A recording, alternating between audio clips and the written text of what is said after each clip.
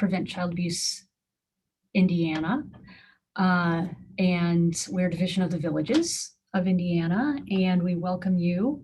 We're really happy today to have Rick Griffin here with us. And we're also very, very thankful to all of you for joining us and spending some time. We also want to acknowledge our sponsors for this series. The Department of Child Services, always a very strong partner with us, and they have helped us this year with funding opportunities. And also, as always, the Kids First Trust Fund, who have been wonderful supporters of ours for about 25 years. So we're very, very grateful to the Kids First Trust Fund as well. So if you're interested in learning more about the series, we are going to be doing a lunch and learn type series every Friday through June. So please visit our website. If you have any questions about registering or about the workshops, please reach out, and we're happy to help you out with that. But at this time, I would like to introduce our speaker. And Rick Griffin comes to us from Arizona. So he's in the warm Phoenix sun right now. And Rick is currently the Director of Training and Curriculum Development for Community Resilience Initiative. It's the nation's first community resilience network. He holds a master's degree in education and uses his education to develop innovative content and deliver engaging presentations, which I can attest to. He speaks to thousands of groups from all over the country and is widely recognized for his work with trauma-informed practices. As a former executive director of a trauma-informed therapeutic residential program for struggling teens, Rick has firsthand experience with developing and implementing strategies and structures that foster resilience. His experience allows him to consult seamlessly with schools and businesses and community organizations. Rick continues to be on the leading edge of training design. He's developed several outstanding trauma and resilience-based programs and practices, including Racism from a Neurodevelopment Lens, Fostering Resilience in the Family, and Resilient Relationships, the search for love, trust, and safety. He's currently working on his latest project, Purpose-Driven Play, which sounds like a lot of fun, a series of games designed to equip individuals with the skills to overcome adversities. And with all this, Rick still finds time for his highest priorities, his faith, his family, and his friends. So at this time, it's my honor and pleasure to introduce Rick Griffin. Good morning, and thank you, Sandy. Certainly appreciate that, and welcome to you all. It looks like we've got some folks from throughout Indiana, and I noticed there was a Texan in there as well. So welcome, glad to have you here. I'm really excited about today. I've been preparing for this for a while, and took a little break to take my family down to the beach. And I've got a 15-year-old and a 10-year-old, and my 10-year-old, he's such an inquisitive kid, and I was trying my hardest to be that loving father, and he'd given some great wisdom. So I picked up a seashell and I held it to my ear and I said, "Oh, listen, Torin, you can hear the ocean." And he looked at me and he said, "No, duh, it's right behind you." So kind of humbling, but I hope we don't have any no duh experiences here. Hope we have an opportunity to learn some fabulous things about this wonderful topic that I enjoy in terms of community resilience. So I will tell you that we've got some objectives that I want to talk about that's exciting to me, and I hope that I can bring some energy to it as well. Because once you really get this topic, once you understand what this is all about, I think that you're going to be moved into action. Because we're going to talk a little about why do you even need community resilience? What's the point of that? And yeah, I've got a little catchy title in there in terms of I am because we are, but it really comes down to why is it that we need a community looking out for one another? And what is community resilience? We like the term, but what is that? And then we're going to wrap up a little bit. How do you implement it? What is the practicality of actually implementing community resilience? So that's my hope today.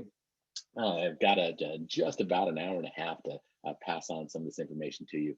And I think it is absolutely going to be worth your time. So I'm glad you tuned in today. We're going to start with talking about some things that folks feel a little awkward talking about. We're going to talk about trauma a little bit. Trauma is everywhere. I mean, we know that here, and you've probably heard of the adverse childhood experiences. Adverse childhood experiences, a seminal study started in the late 90s and had the two principals of Rob Anda and Vince Valetti did a wonderful job of helping us understand the importance of what happens in the household prior to the age of 18 can really impact an individual's life going forward. And as we looked at that, and we were excited about getting that information out to the country, but every conference that we did, every training session we did, we always heard folks say, but what about after the age of 18? And are there some things that happen? Are there some adversities that occur outside of the household? And so we brought to the lexicon a couple of other large categories of research that we want to talk about because we think it's important to understand that trauma is everywhere. So when we look at that, not only do we like the fact that folks are focusing on adverse childhood experiences, and we certainly agree that adverse childhood experiences are important, we also accompanied with there's a group out of George Washington University that had coined the term adverse community environments and started looking at, okay, so even in a community, and I'm sure some of you folks know that there's some things that are happening in your community or historically have happened in your community that have made things challenging that just by the nature of living in that community, you notice that folks are feeling the stress of that. So adverse community environments is an important part to really recognize the trauma that is occurring. So when we start looking at trauma, it's not just about what's happened to individuals under the age of 18 in their household, but the communities that they lived in and how important that might be. And there's a couple other factors that really struck us as saying, well, these are some large groups that we know folks are experiencing adversities as well. So we started looking at adverse cultural experiences. In the wake, now we're a year removed from the death of George Floyd and all the communication that's happened in the media in regards to that. And we do recognize that there's sometimes when there are some disagreements between people, to the individuals, that really starts a stress response, that toxic stress becomes much more prevalent in their experience. And so, and it's not just around race. We're talking about things around ageism and sexism and all the other isms. We say the isms that should be wasms because we wish that discrimination didn't exist, but we know it does.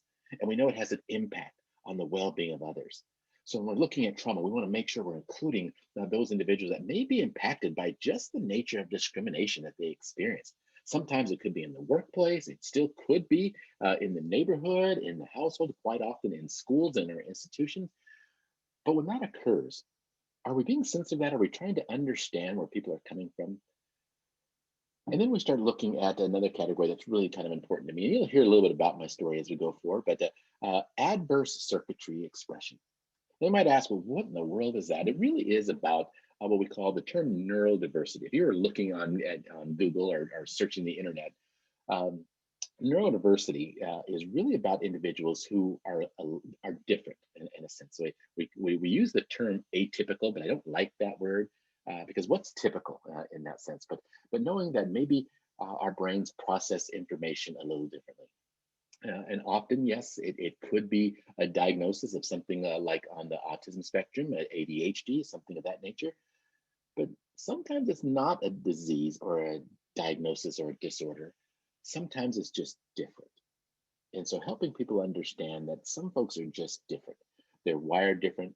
They express themselves in different ways. They think about different things. I've come to be aware of a fabulous statistic, not really a statistic, but just an information that somebody was sharing that the human brain can be aware of about 11 million sensations every second in terms of what's happening on inside the body, your heartbeat, the blood rushing through your liver and the bile it's producing. I mean, we never think about how much bile our liver is producing at any one given moment.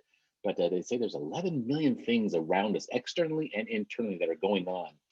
But we can only consciously focus on just a handful, about 30 of them at the most. So what if there's somebody who can focus on maybe 40 or 50, or maybe closer to 25 or 20? Their ability to focus on the things around them and how they communicate that really changes how other people look at them. And so when we start looking at the adversity that occurs when an individual who is labeled as maybe attention deficit simply because they are aware of maybe 50 things as opposed to somebody else's 30 things, and it's hard for them not to be conscious of that. Maybe there's a buzzing in the wall that they can hear that maybe others aren't aware of and aren't sensitive to. Maybe there's other sensory sensations, maybe like too much light or not enough light, different sounds, different textures. I know for my son, who was diagnosed on the spectrum, there's different sensations that are really challenging for him. So we need to understand that it's not always this horrible disease or diagnosis or disorder. Sometimes you're just a little different, and that matters. But it can create a lot of stress and a lot of trauma for folks. And the last category that we like to talk about is adverse catastrophic events. Um, well, our pandemic that we're in is telling us a lot more about adverse catastrophic events. Globally, folks are dealing with a high level of stress. Our brain is so amazing; it's predicting the outcomes of where we are, what we should be doing about it all the time. And when we don't know what's ahead, when we don't know what may be happening in the next moment, think about what it was like for you, wondering, will you be infected? Will a loved one be infected? And all those things that are going on in this past year, and really trying to deal with, well, what that means for you. And we know now that that's really colliding with a lot of other mental health issues for folks, and it's increasing the anxiety, it's increasing the nervousness, and sometimes the response that people are having because of what's happening in the greater world around them. And so it really helps us to see that trauma really is everywhere. And I don't even like using the term sometimes because we misunderstand it. We think trauma has to be some huge ordeal, somebody lost their arm or something like that. Yes, those things are traumatic, but sometimes they can occur just in the interactions with other people. We like to use the concept of when you feel unsafe. When you feel unsafe and your body and your brain is captivated with the idea of I've got to create safety to keep this body alive, and so it kicks into action, and it does some amazing things. And I know if we were sitting in a course, some of the courses that we teach around the country, we have what we call our course one, our trauma informed certification, and we talk a lot about that. We talk a lot about what's it like to when you're needing safety, and your body kicks into action, and cortisol is released, and adrenaline is released, and the things that it does to you. And sometimes you're not even aware that this process is going on. When you start looking at all these other topics, you start realizing that, wow, there are folks who are feeling that issue of a lack of safety in a lot of different ways. And so that's meaningful. We have to understand how people are experiencing adversity, how they're experiencing tough times in order for us to really understand the importance of community resilience. So what I'd like to share with you is just a concept that we have. It's called the individual experience. And now, if you can just hang in there with me for about 10 minutes and really grasp and understand this framework, I think it will help you understand those that you work with better, those in your families, those in your community. When you understand people and have some great insight into them, you're better able to work with them, including yourself, when you understand yourself better. And so, for a long time, if you've been around the trauma informed movement, you've probably heard the term. So people have said, well, we're moving from what's wrong with that person to what's happened to that person. Uh, a noted neuroscientist, Dr. Bruce Perry, has kind of teamed up with Oprah, and they've written a book, and that's what it's called, What's Happened to You. And we know that, and the science even goes even deeper than that. It's not just about what's happened to you, even though that's substantial. It's how did you respond to what happened to you? How did you interpret what happened to you? Because we know people interpret events quite differently. You can literally have two people experiencing the same event, but interpreting it drastically different. And I think about that in terms of some of the research around conjoined twins. You know what a conjoined twin is? We used to call them Siamese twins, and I'm not sure why we call them that, but they're conjoined twins. And so they share a body part. They're with each other all the time. Uh, and you think about if I had two conjoined twins, and maybe Sandy and Catherine were here, that they're my conjoined twins, and I was their father, and I'm serving them lunch. Now, one of my twins might say, "Thank you, Dad. That was the best lunch ever. I really appreciate it. You take such good care of us." While the other twin might say, "Why do you always serve her first?" So they're experiencing that event, that trauma, that less than nurturing event quite differently than their twin is. And so that's going to cause a response that is different. So understanding that, having insight into that is very important. So I'm going to talk to you about that. And we call it the individual experience. And it's an easy model. If you walk through this model, you'll see how easy this can be. But it starts in a space of love, trust, and safety.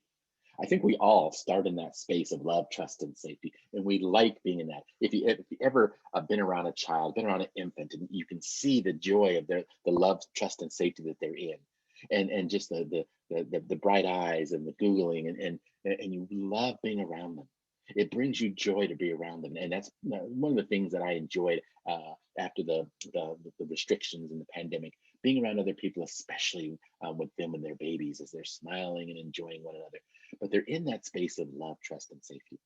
And we know this. I mean, if you think about that, if you were to watch maybe a toddler or an infant, you put them on the ground, and maybe it's a small enough infant where they're still not walking and they're just crawling around, and they come across this maybe ugly, hairy, spiked caterpillar out in the backyard. Would the baby be afraid of that?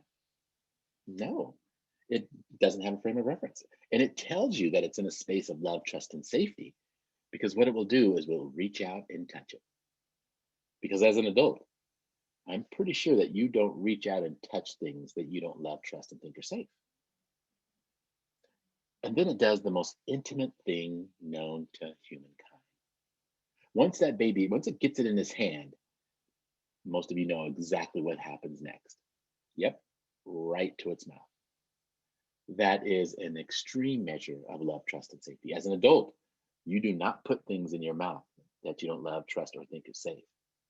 So that just gives you an indication that babies are in that space. They start in that space, and that's where we want to be.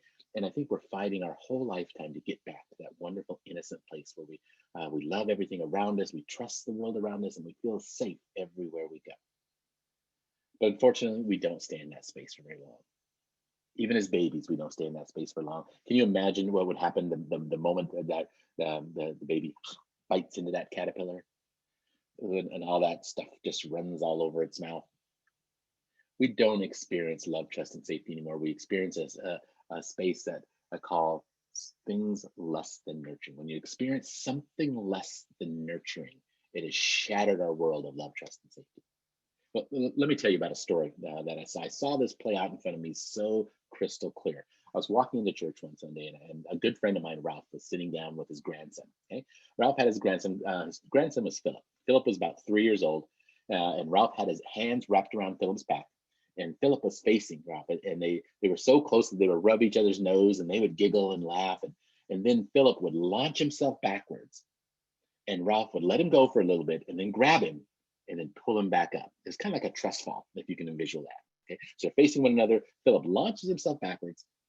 Ralph then catches him and pulls him back up, and then he pulls him up close again so they can rub noses and they giggle and they laugh. Total love, trust, and safety. I mean, how many of you like trust falls? I mean, would you be able to just fall back and hope somebody catches you? Philip was in a deep space of love, trust, and safety. But I kept noticing that his head was coming about this close, about an inch close to the pew right in front of him. And I thought to myself, well, yeah, he's in love, trust, and safety now. But what would happen if he hit his head? If he were to hit his head, would he go back to a space of love, trust, and safety?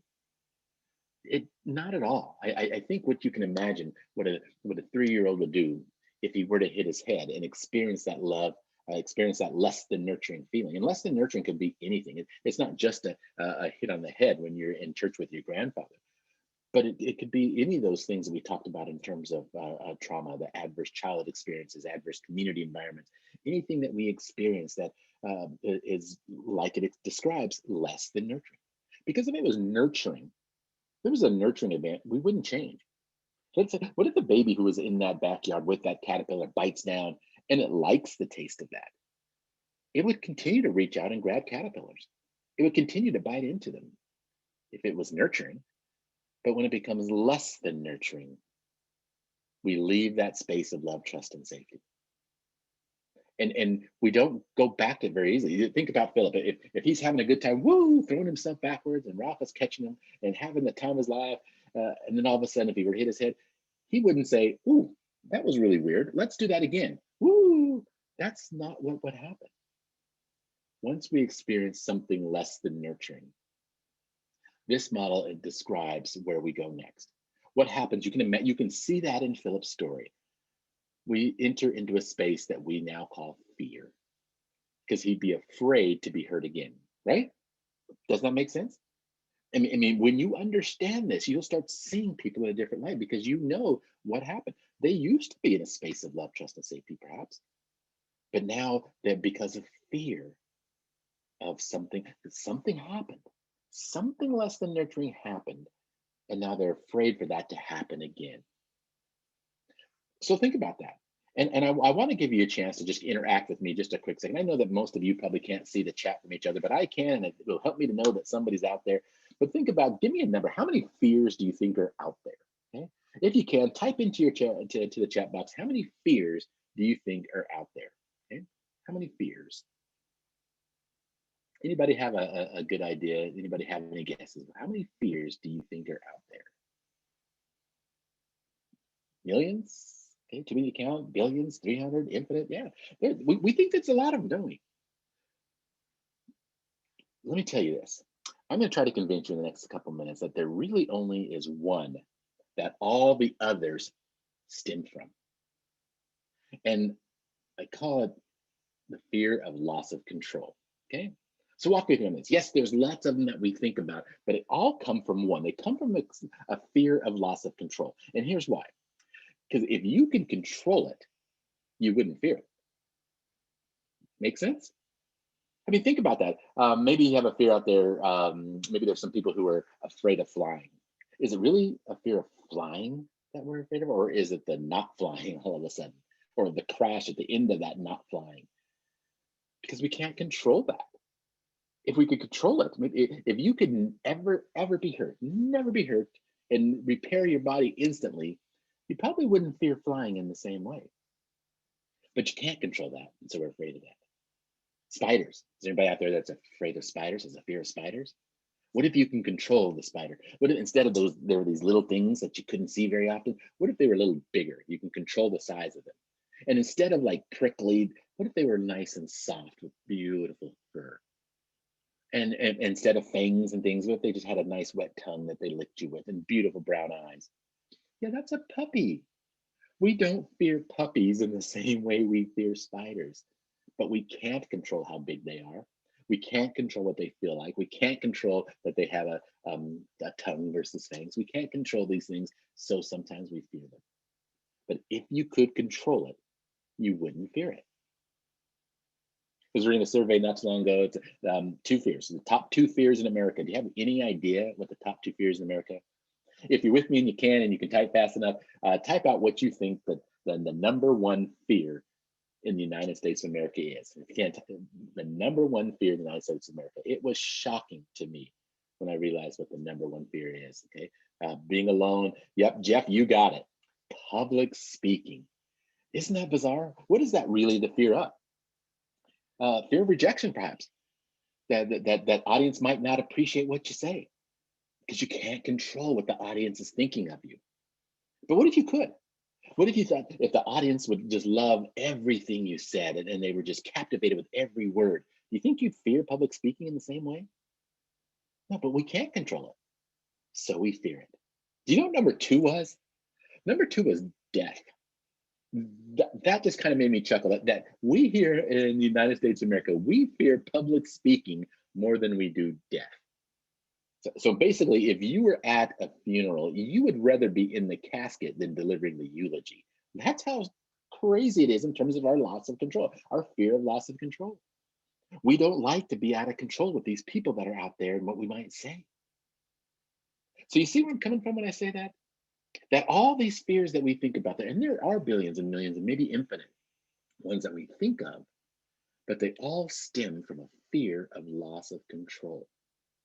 So when you're thinking about people, and you're thinking about how well we can really work with individuals and inspire them and really make the best out of life for them. Understanding where they have lost control or where they fear lost control really helps us to see what happens next because we're further away from that space of love, trust, and safety.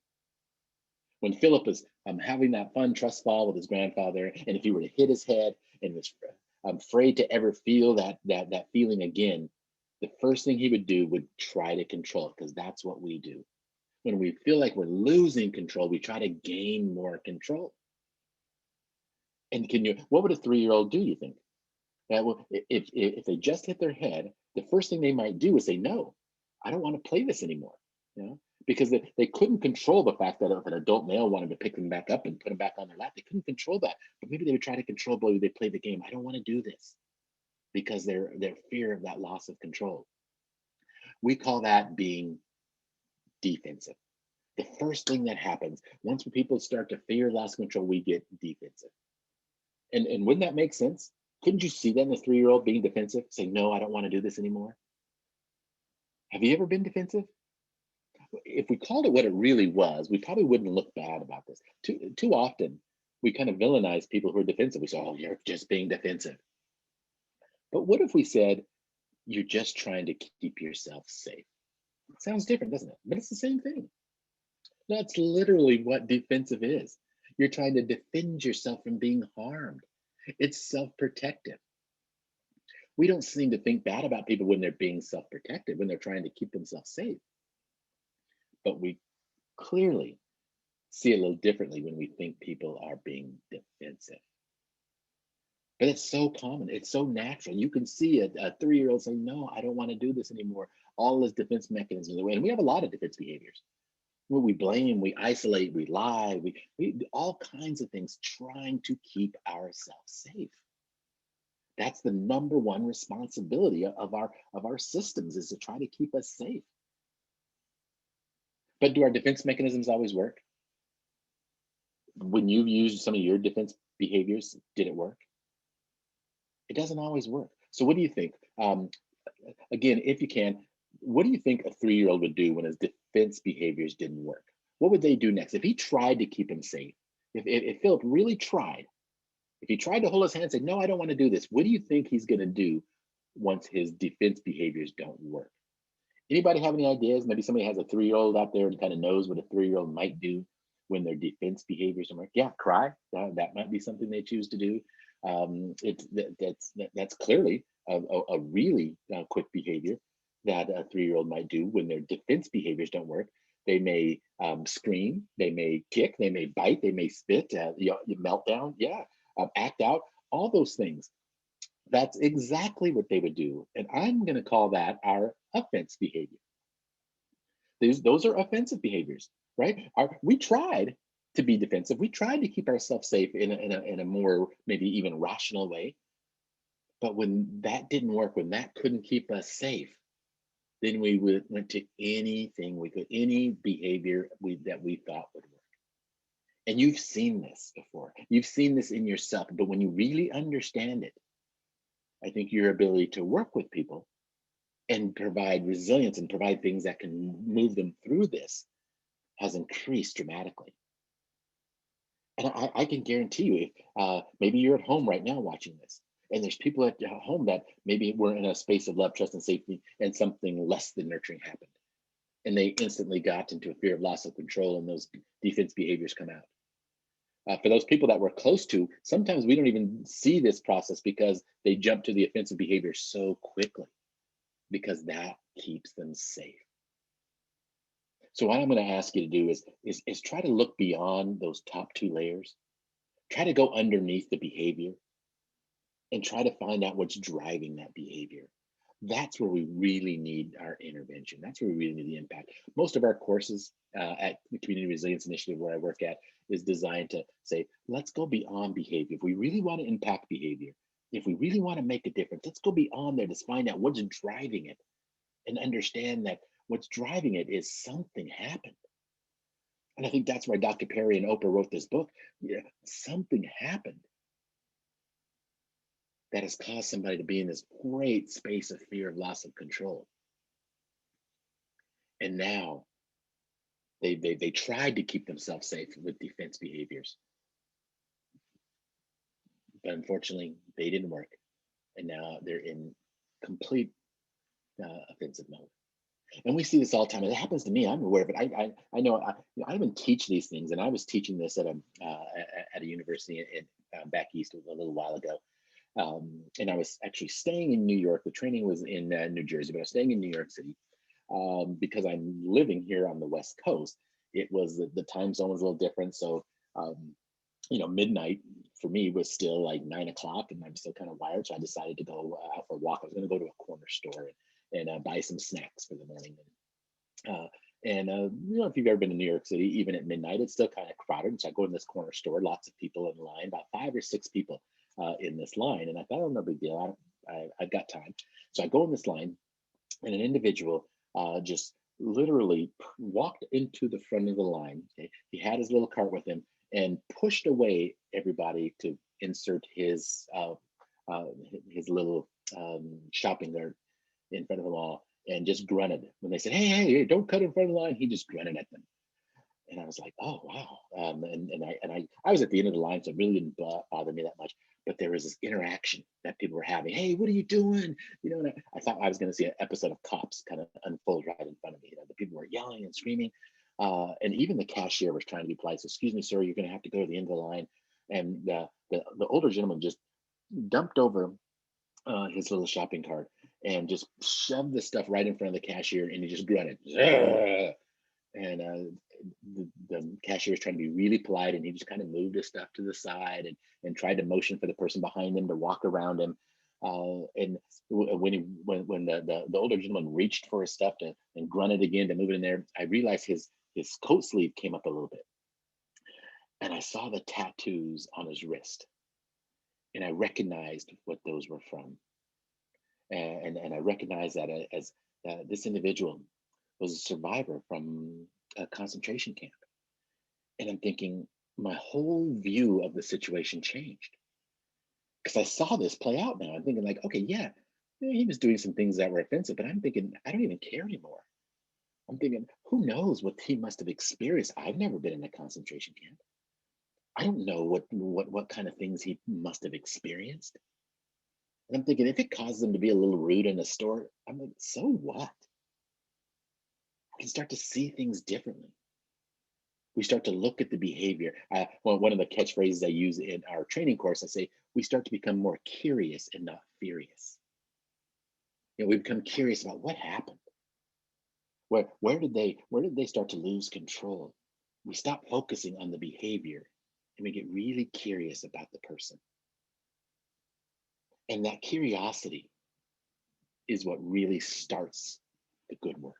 I mean, almost natural. Think about what you would do. Let's go back to Philip inside the church. Let's say you were a member of that church, and you were inside that, and you saw this play out, and you saw Philip hit his head, and you saw him try to be defensive and try to keep himself safe.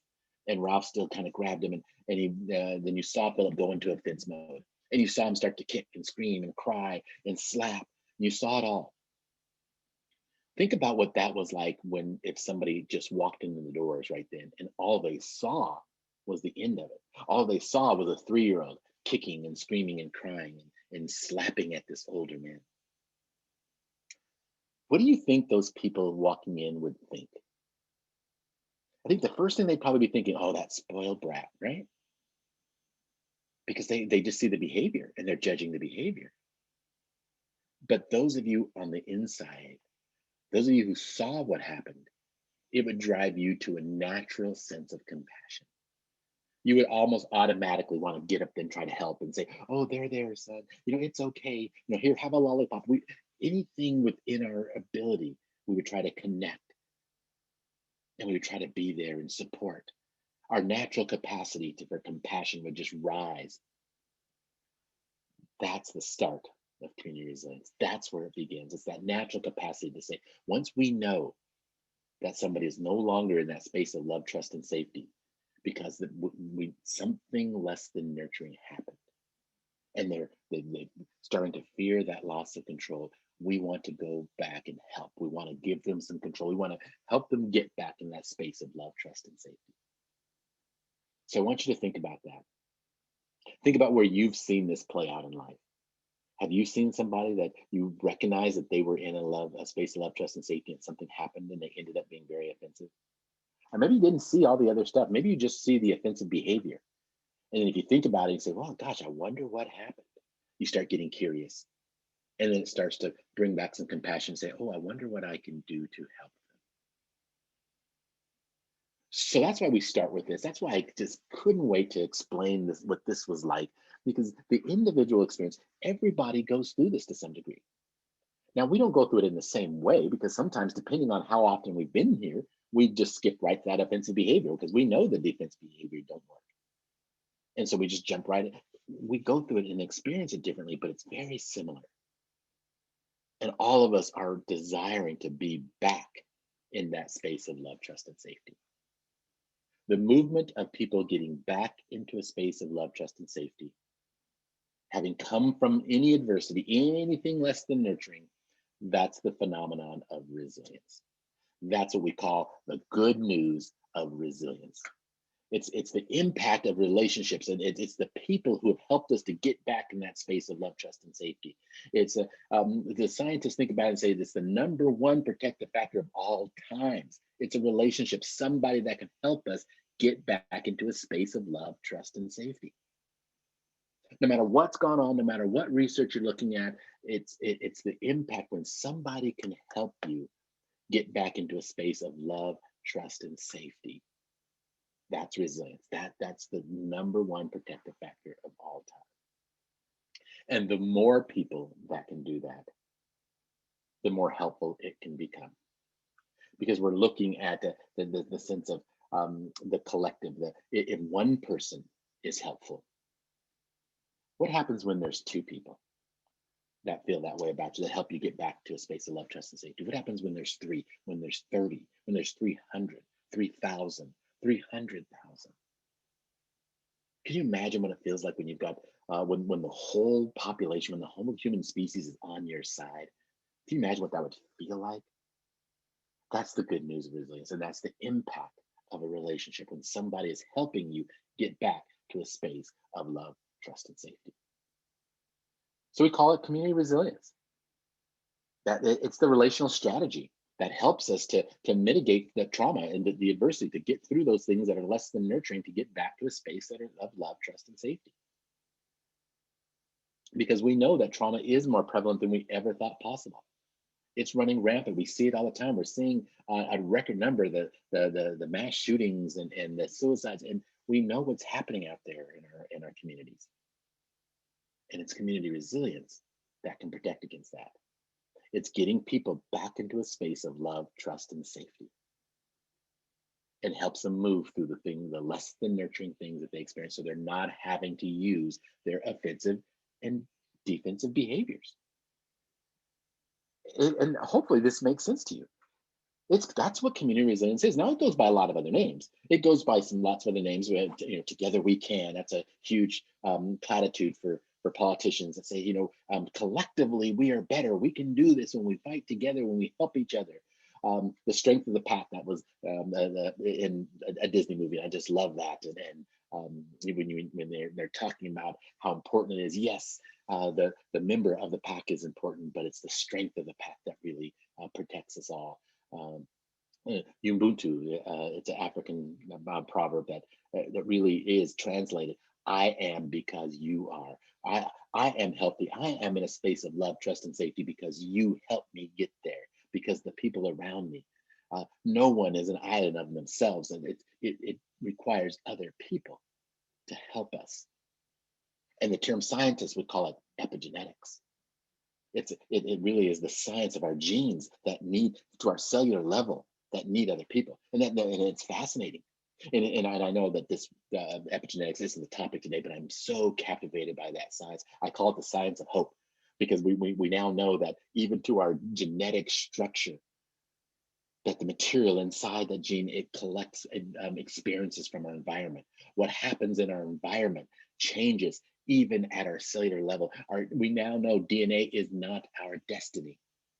We can change. We do change. If you've known a set of twins when they were younger, and as they get older, you can tell them apart even more because they start to look different. That's because their DNA is being altered. The expression of those gene cells are changing by what they are experiencing, by how they are interpreting their experiences.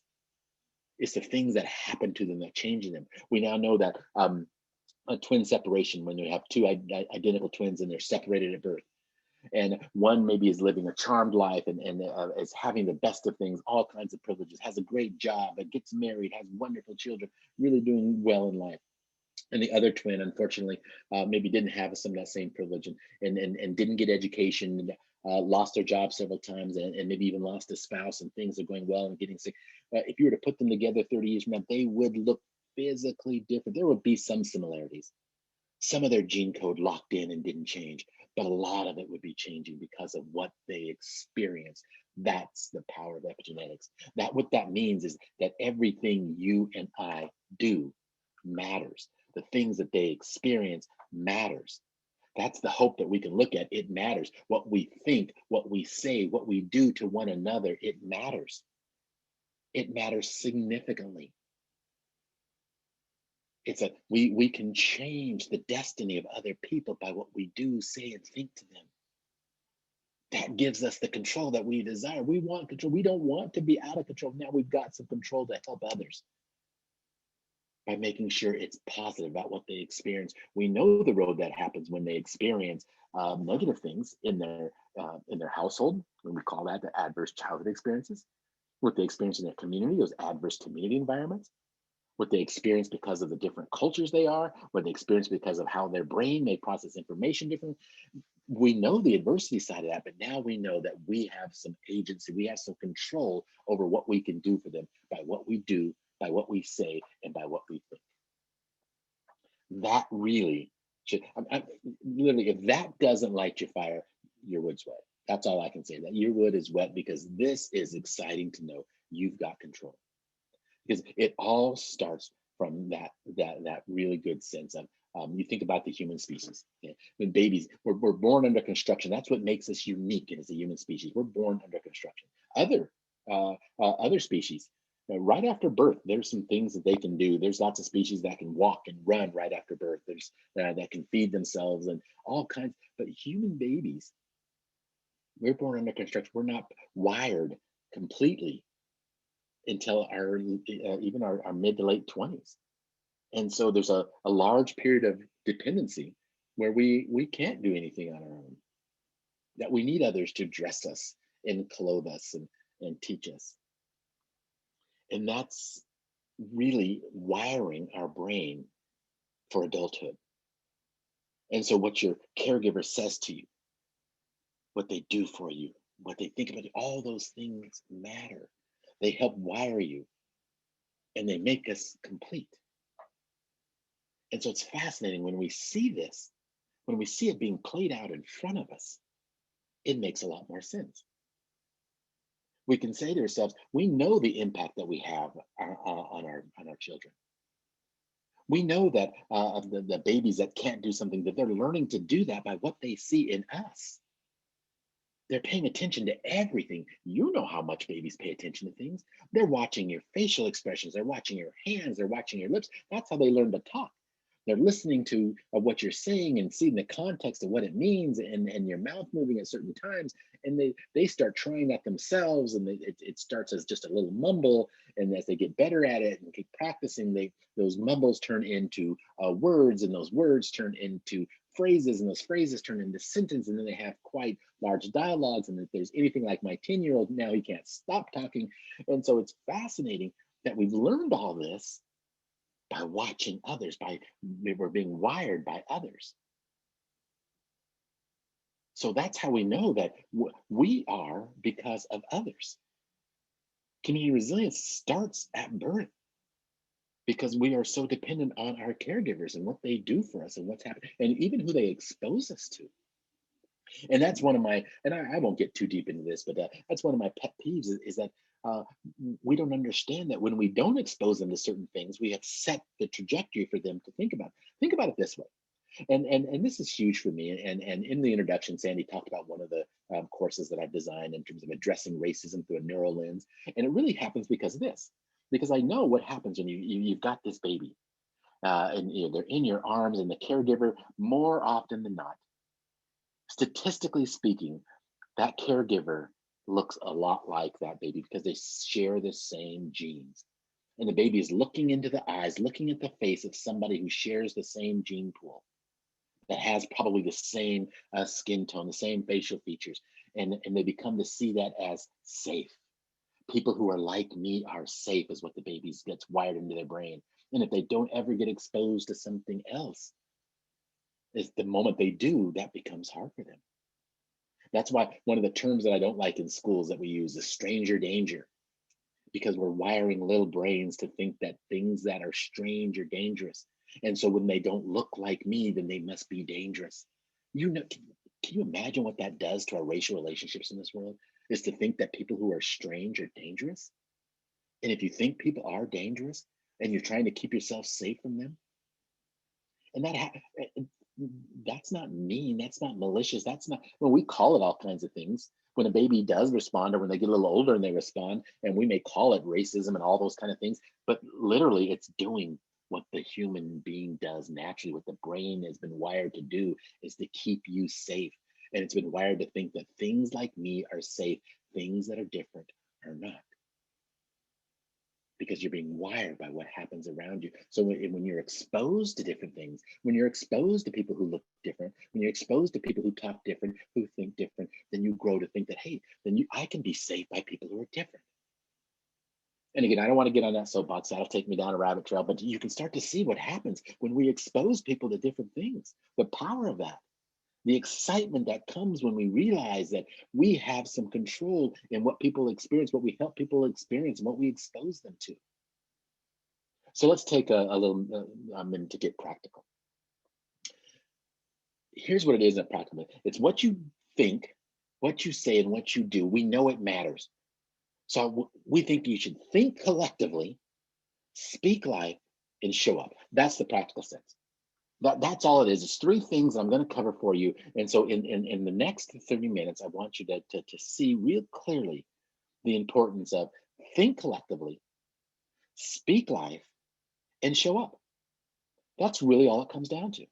And I want to leave some time for questions, but this practical approach can really help you to inspire community resilience in ways that change lives.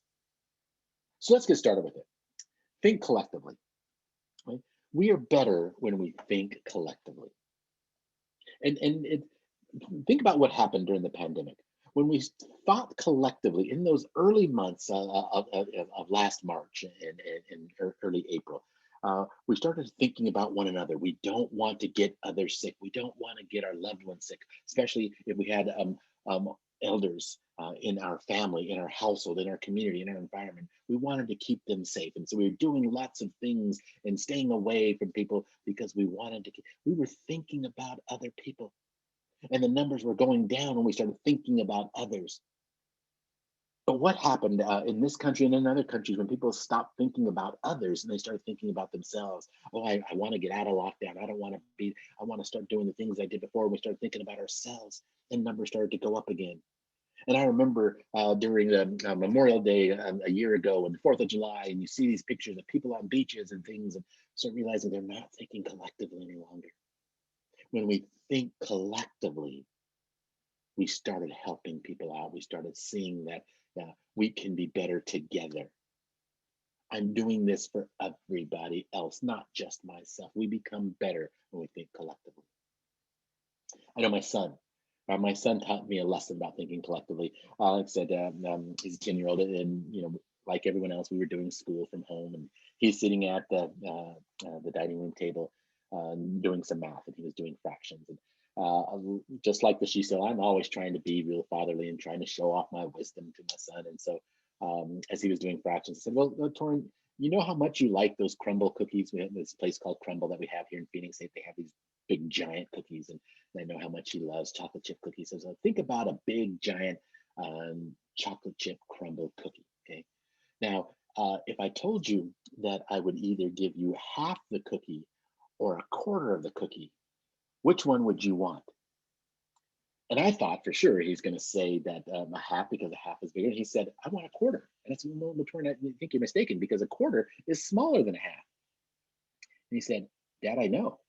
But if I take a quarter, that means other people can have some cookie as well. It's more for others. And I'm like, that's brilliant. That's thinking collectively. I didn't get it, but he did. He understood without didn't even really stop to think about it. He thought, no, I'm thinking about others. It's not just about me and about what I want. That's thinking collectively.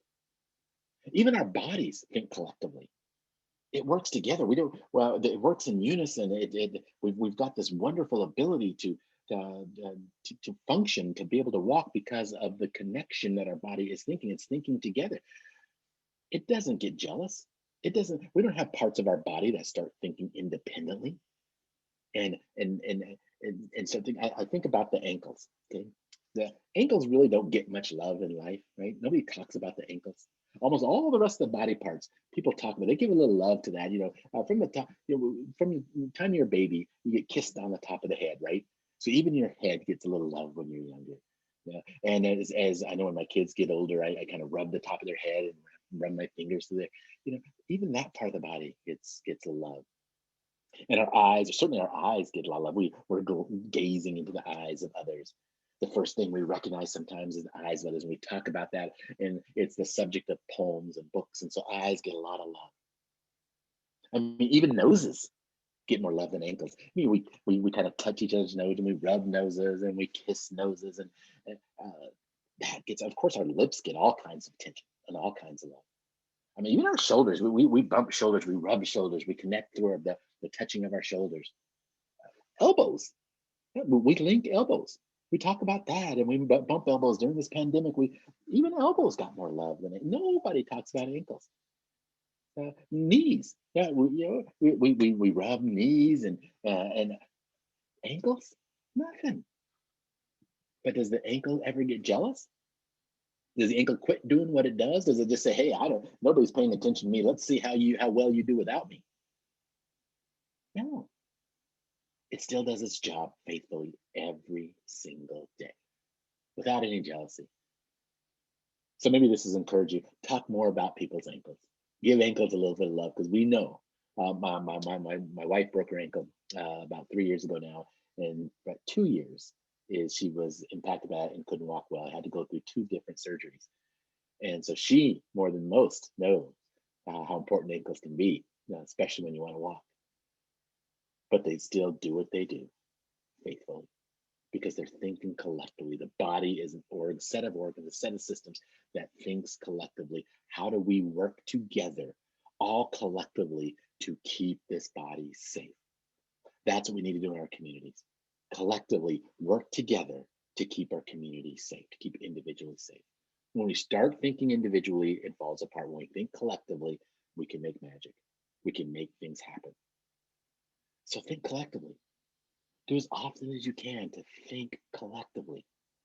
It's an easy thing to do, and it happens all the time. I remember seeing, I was going to be a volunteer at the Special Olympics.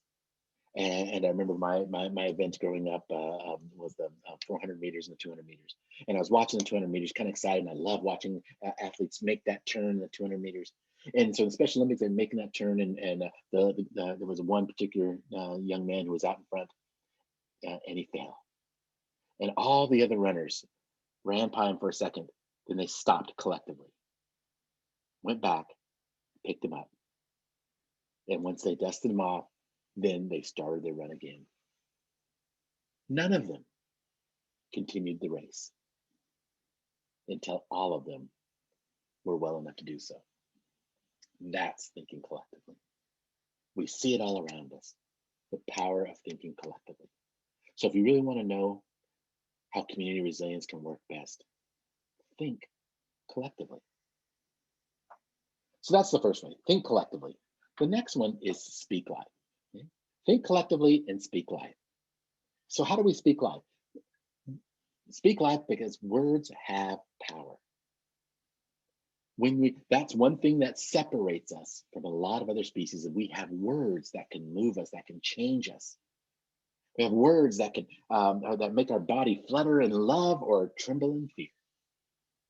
I mean, right now, if you got a text message from somebody that said "I love you," you know what that would do to you. You know that the flutter of the heart would continue, the racing of the heart would continue, maybe the flushing of the skin, you'd feel a little heat. It would change your body, it would change your outlook on the day, even just by a set of words. But what if those words were something different? What if you got a text message that all of a sudden said, "Are your doors locked?" You're like, what? What does that mean? If my door's locked, I'd probably get up and make sure they were, just by words. Words have power. What we say to one another has power. So say it well. I think about there's a great song out there by Toby Mac, and it's called "Speak Life."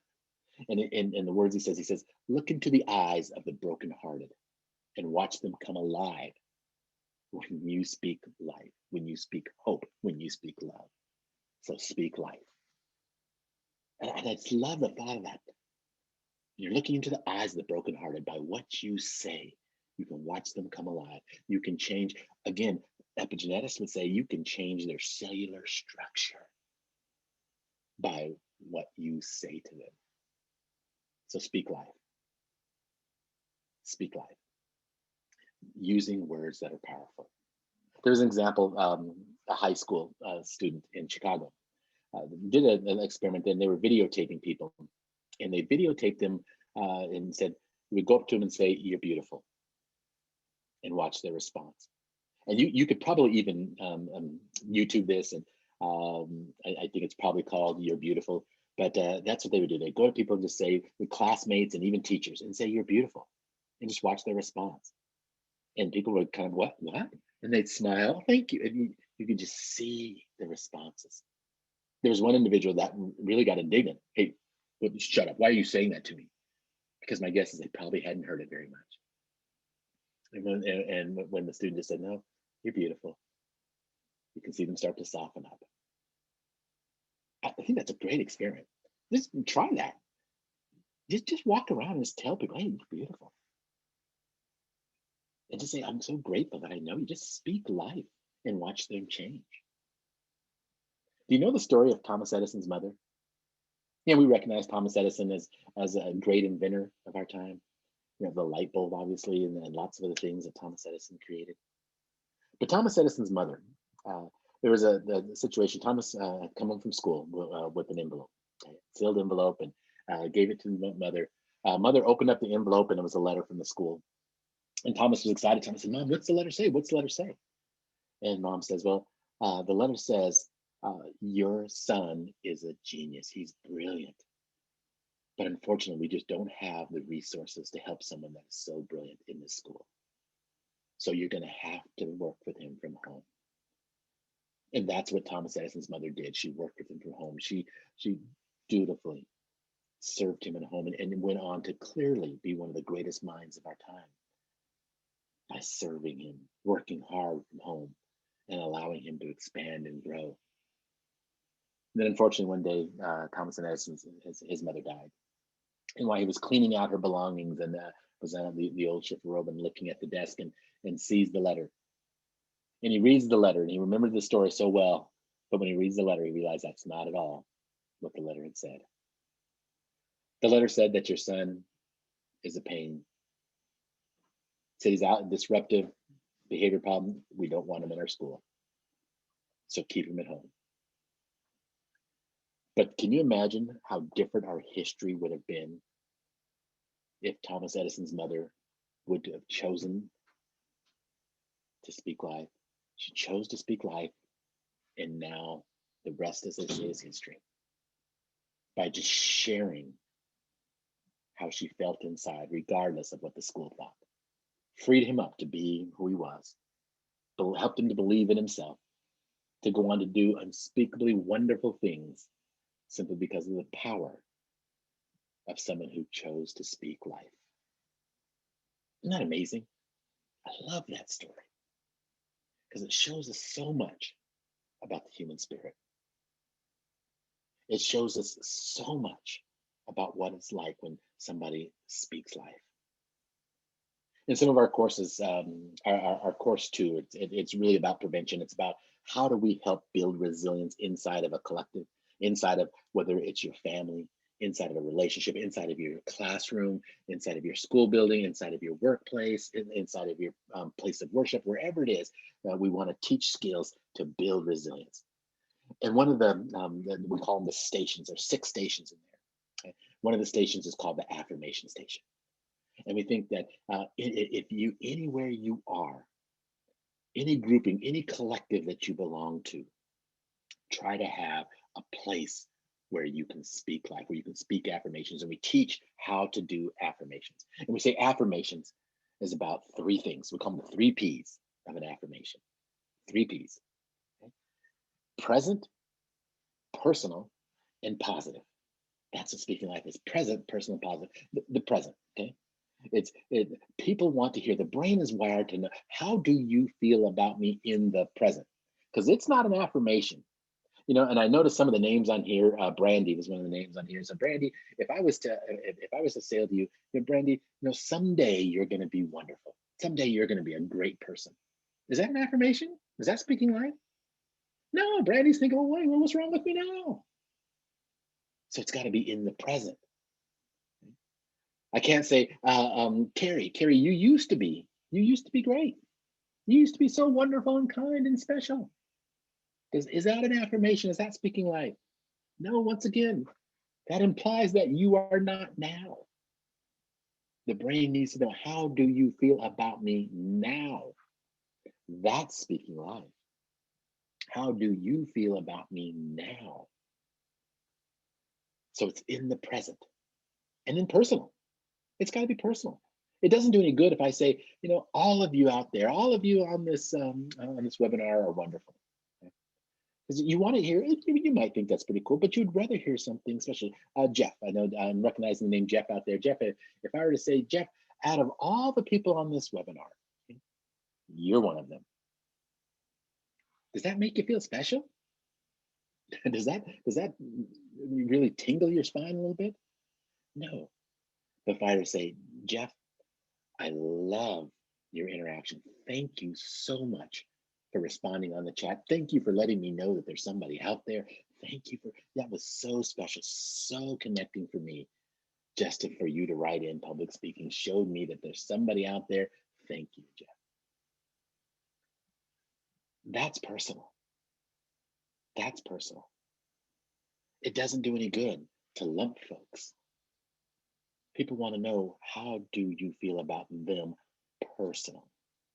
So when you speak life personally, in the present and personally.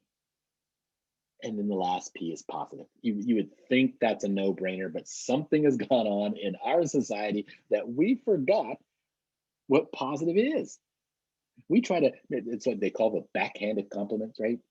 Where you say something, take this in the best way possible, but you're kind of awful. And we hope that they take that well. No, just say it positively then. Say something positive. There's always plenty of positive things to say about people.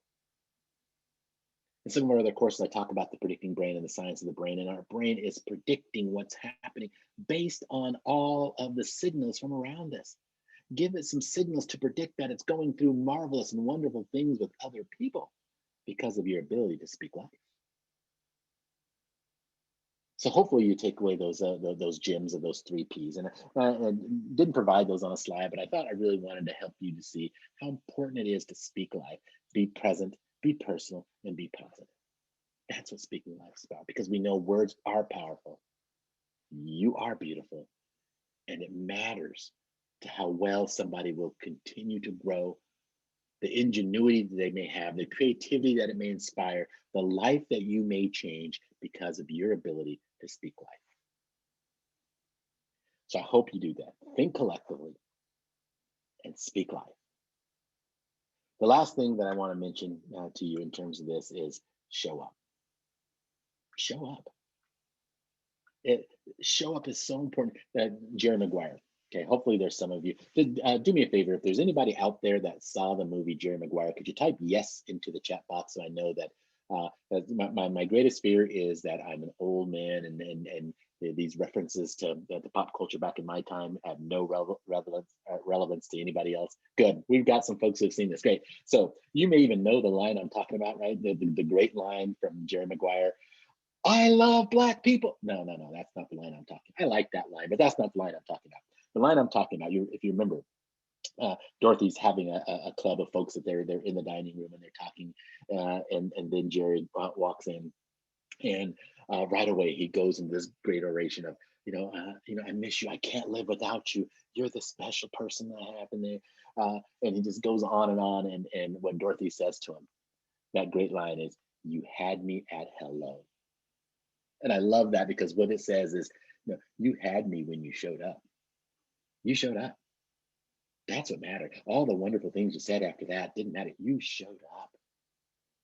When people show up for one another, that's when we start changing lives, by just showing up, just by the fact that you show up. So I love that. And I know you're familiar with that line. You had me at hello. It should have been rephrased as, you showed up. You walked through the door. And there's a lot of people who don't show up for us, but those ones that show up for us matter. Do you remember the people who showed up for you? I can bet that we all have a story of people who showed up for us and the difference it's made. I know it's made a big difference to me. I can tell you a lot of people who showed up for me. I can tell you my dad. My dad shows up for me in lots of ways. My wife, a lot. I remember my very first speaking gig, just kind of fresh out of college. Speaking at in Casper, Wyoming, okay? And it was at a hotel, the Kiwanis Club, I believe it was, and it just happened to be one of the most notorious snowstorms in the history of that city. But I was so excited, I couldn't wait to speak, and I was just absolutely excited about speaking. And my dad, he had to drive about 100 miles to come here, and in this snowstorm, I was wondering, I don't know if he's gonna drive or not, because it was really bad weather. But what happened is I literally had to park about a couple blocks away because the roads still hadn't even been shoveled well, and so I had to park about 2 blocks away, and I had to walk to the hotel. So I get to the hotel. I'm really excited about the speaking engagement. Couldn't wait to see, just to practice and be in front of people. When I got there, the only other person in the hotel was the sales manager, because she lived on property. And she said, "Rick, I don't think people are showing up. Yeah, the storm is just too bad." It says, as a matter of fact, we only had one person who showed up. And of course, I was like, "Ah, gosh, I'll go tell him, sorry." I went in there, and it was my father. He made it 100 miles. And he also had to park a couple blocks away, walk 100 miles in a snowstorm, but he showed up. And he said some of the most powerful words to me in that moment. So he could see that I was depressed and I was down, and I was really looking forward to this. And he said, "Rick, I'm not a speaker, I'm a chef. And if I'd have had a customer drive 100 miles in a snowstorm and had to walk the last 2 blocks in a snowstorm, and if they showed up to my restaurant, I would feed them."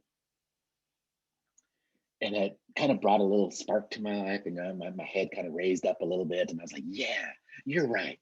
I'm still going to do this." I said, "Dad, take a seat. I'm going to do this." And so I was inspired by his words, and I went on with the speech. It was only supposed to go 20 minutes, but I think I went like 45, and starting to love the sound of my voice. And I was just kind of rocking and rolling because I felt so jazzed about my dad giving me that advice, and he's right there listening to me because he showed up. So I was done. I was all excited. I couldn't wait for his feedback. I said, "Dad, how'd it go? How'd it go? What'd you think?" And just in his calm way, like he always says, "Well, son, like I said, I'm a chef, not a trainer." And it's true. If I would have had a customer drive 100 miles in a snowstorm and walk a couple more blocks, yeah, I'd have fed them. But I would not have fed them everything in the kitchen. So I guess I talked a little bit too much that day, but my dad still showed up. I was excited about that. Who shows up for you? I know. I think about my son. I told you a little bit about my oldest son, uh, diagnosed on the spectrum. And he had gone to small schools, country schools, rural school, about 12, there's about 20 people, K to 8 in the school he went to. So not many people knew him all. And so it felt really comfortable for him. and really excited about his growth. But unfortunately, the school closed down, and the only other option was a public school. And it was hard for us because he had to get on this bus and travel a long ways, and we knew that it was going to be hard for his socialization. Just isn't his thing, you know. 'Cause sometimes he feels really socially awkward. We know how sometimes kids can make fun of people who may process things in a little different way. But Valentine's Day had come, and he had just started this new school. Valentine's Day was coming. He was excited. He said, "Dad, help me! I got to go to the store. I got to buy Valentines for everybody in the class." And I'm thinking, okay, you know, you're a little older. I don't know if Valentine's is even a thing in his new school. And then like, but I didn't want to discourage him. I thought, you know, are you sure this is what you want to do? And he said, oh yes, yeah, I'm absolutely. I'm gonna get Valentine's. And I thought, gosh, you know, I hope he doesn't expect anybody else to get him a Valentine. This isn't gonna go well. But to my better judgment, I thought, okay, we'll do this. We got Valentines, and he filled them all out and took them to school, and I was worried sick the whole day. I really, I actually, I couldn't stay at work. I had to come home, and I thought, gosh, what's going on? How's he doing for me? You know, is he being shattered? What is happening to my son? And so I thought, gosh, I'm just going to bake him some cookies, you know, his favorite cookies. I'll have him there. So when he gets off the bus, and I can sit and comfort him. Oh, gosh, Rick, why did you do this? Why did you allow him to do this? So the bus comes, and you know, I kind of look at the bus and see him coming. He gets out of the bus and walks to the front yard. And he had his head down, and he was kind of mumbling to himself. And I thought, oh gosh, how bad is this? And so I was trying to run to the front door. And he runs to the door, and he's running upstairs, and he's still mumbling to himself. And I was like, Nico, I made you your favorite cookies. You can come down and eat them. And so he turned back around, and he's still mumbling to himself. And he comes down, and he said, not one, not one. And I was like, you know, I hope you enjoy your cookies. He said, Dad, no, I didn't miss one person. I got Valentine's for every single person, not missing one. And I saw the smile, and I realized that he was showing up for others. That's all he cared about. He didn't care whether he got one. I didn't even mention it. I never even asked him. I mean, this is years ago, and I still never asked him, did he receive them? Because he didn't care. It was about showing up for others. And I love that about him, that he showed up for others. So I hope you can show up for others as well. Show up for others. When friends are dealing with a broken heart and they feel like their life is falling apart, when depression in coworkers is at an all-time high and they try to smile but have to cry, when those you love are hurting to the core, show up, show up, and show up some more. I think it's important. I think we need to do it. It's important to show up for others. It's not magic. It's science. It's science. What you do, what you think, what you say, it matters. It's science. It really is the value of what happens in our bodies when we feel like people outside of our bodies are still trying to keep us safe and connected. That amazing sense that we get when our brain is, again, it's predicting all the time. It's looking around and says, what situation am I in now? Have I been here before? And what did I do when I was here? And we know from the trauma side of that, from the adversity side of that, we know that the body is releasing these chemicals as cortisol and adrenaline that's flowing through our body. Now, that's a great chemical combination when we're in the middle of a forest and a bear jumps out, and instantly we can move into our fight flight mode, right? That's great. But as Dr. Nadine Burke Harris says, but when you're not in the forest and the bear comes home with you, and the bear is there's adversities around you all the time, and your body is in that fight or flight mode all the time, those chemicals are destructive. It's toxic stress. So the science side of that says, what happens when you are in the space where when you feel like people are on your side, when they're thinking collectively, when they're speaking live, when they're showing up for you, now your body's releasing different chemicals, things like oxytocin, dopamine, serotonin, the feel-good hormones. It's changing our body from the inside out. It's helping us to feel good about what's happening in our life. So that's what we need to do. It's science. We know that it shapes you. that your experiences, the things that people that you expose other people to, it helps to shape them. Your experience shape you, their experience shape them. You can help shape other people. Do you know who you shaped? Do you know who shaped you? Because it matters. The things that people do, things that people say, the things that people think, it matters. It matters to me, and it really has. I told you that I've been shaped by my dad. I am because of my dad. I am because of how he was. That mattered to me. I don't know if you know, but my dad was well, was a man. He was born the son of a sugar beet farmer, an immigrant sugar beet farmer, and he changed his name and moved from from the southwest to the north because get this, he thought back then in those days that it was probably less discrimination to be a black man in the north than to be thought of as a migrant family in the south. So, but he still experienced, when he got north, he still experienced all kinds of discrimination in housing and in employment and in healthcare, still experienced all kinds of discrimination, but he is still standing. Didn't let any of that get him down. Still fighting hard for his family. I'm so thrilled. My parents now live with me as they've gotten older. They live with me, and I am still thankful and grateful to be shaped by my dad and by my mom. She's still alive, and I'm thankful for that too. My mother, true story. She was kidnapped as a child outside of Little Rock, Arkansas, where she was born and raised. Gone from her family for days. Probably experienced, endured unspeakable harm. Things that she still today doesn't say anything about. When she returned to her family, not only did she have to deal with that as her past, but she was abused more by her father. She ended up running away from home at 16 years of age when she ran into my father. Lost her firstborn son to pneumonia. Lost count them, 9 siblings to cancer.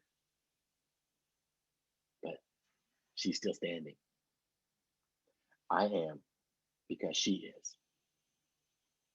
And I've told you a couple stories about my sons. My oldest son said he was diagnosed at 3 years of age on the autism spectrum. And before he had lots of play dates, he had dates with occupational therapists, physical therapists, ideologists, all kinds of specialists, all therapists that were saying, appointments with therapists will be your life. They never thought that he would go to any other school than School for Special Education. But I can tell you today, as a 15-year-old boy, he goes to mainstream high school. This last semester, he got a B in algebra. So proud of him. All the things he endures all his life, but he's still standing and he shows up for me. It matters.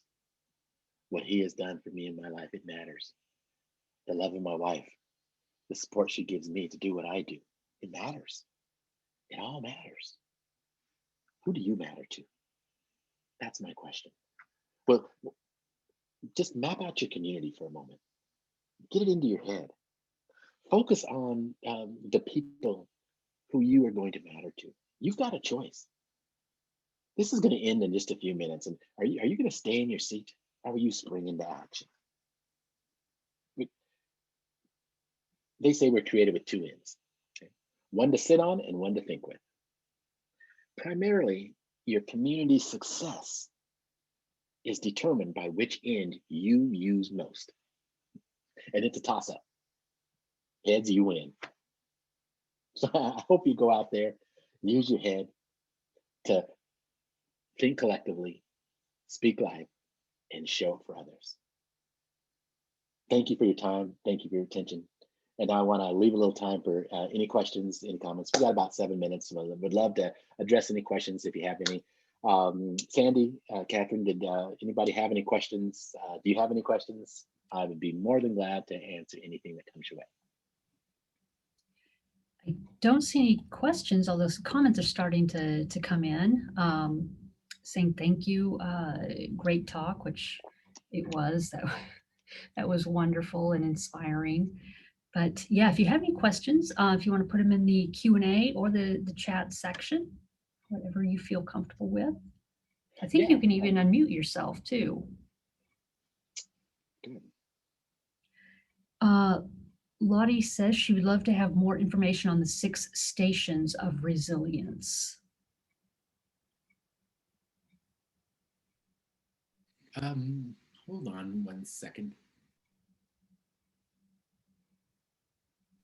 Okay, can you hear me okay, Sandy? I think I had difficulties. Okay, sorry about that. Yeah, what the 6 stations are, it's the curriculum, it's what we call our course 2, and it's a trauma supportive, and what it is, it's the acronym CAREER. We say, make a career out of building resilience in the lives of others. And so the first one is the celebration station, and that's teaching people in your family, teaching people in your collective, in your workplace, how to celebrate and ways to celebrate intentional things on a daily basis that can inspire people to be resilient. So the celebration station is the first one. The A I talked about is the affirmation station. The first R is the regulation station. That's teaching people how to get to calm.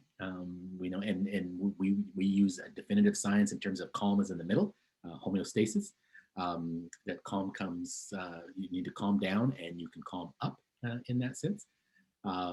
So that's an important part of that, the regulation station. The first E is the expectation station.